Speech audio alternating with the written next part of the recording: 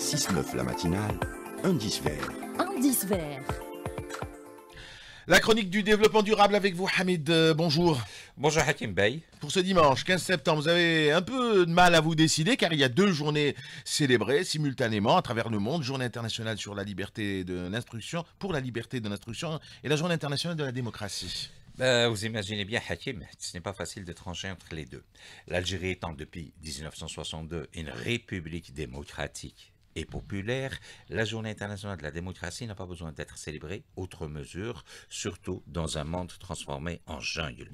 Reste la journée internationale pour la liberté de l'instruction. Et franchement, à une semaine de la rentrée scolaire, c'est peut-être une bonne opportunité pour tenter de comprendre le pourquoi. Le pourquoi des averses au Sahara alors que les plaines céréalières sont toujours au sec. La logique des changements climatiques ne peut tout expliquer. Déjà, est-ce que ce climat obéit à la logique aussi, comme dirait Idir dans Pourquoi cette pluie, en cherchant dans le livre Qui sait, je suis tombé hier après-midi sur un article assez intéressant sur la logique floue. Alors, ça me paraît un concept qui mérite un petit éclairage, Hamid. La logique floue, une définition peut-être. Oui, cette définition est sur le site de l'université de Batna 2. Je cite. La logique floue est une extension de la logique classique qui permet la modélisation des imperfections des données et se rapproche dans une certaine mesure de la flexibilité du raisonnement humain. La logique floue diffère de la logique classique parce qu'elle permet des définitions partielles ou floues des règles de contrôle. La logique floue est une branche des mathématiques qui permet à un ordinateur de modéliser le monde réel de la même façon que les personnes.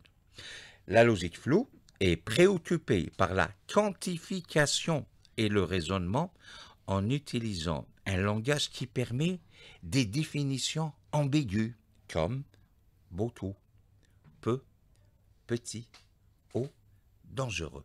Fin de citation. D'accord, mais c'est un peu moins flou, mais toujours pas très net, en tout cas pour moi. Mais dans quel domaine on utilise la logique floue? La logique floue trouve des applications pratiques dans des domaines variés tels le contrôle automatisé des vannes de barrage pour les centrales hydrauliques, hydroélectriques aussi, la simplification du contrôle des robots. On la retrouve aussi dans la prévention des fluctuations de température, par exemple dans les systèmes de climatisation, là où l'incertitude et l'imprécision sont courantes. La logique floue est utilisée dans le diagnostic médical, la gestion du trafic routier ou encore la prise de décision. Voilà Hakim, selon les fondamentaux, la logique floue présente aussi des limites.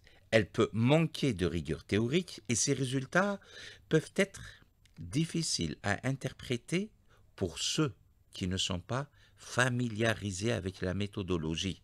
De plus, elle peut augmenter la complexité computationnelle des systèmes. À demain.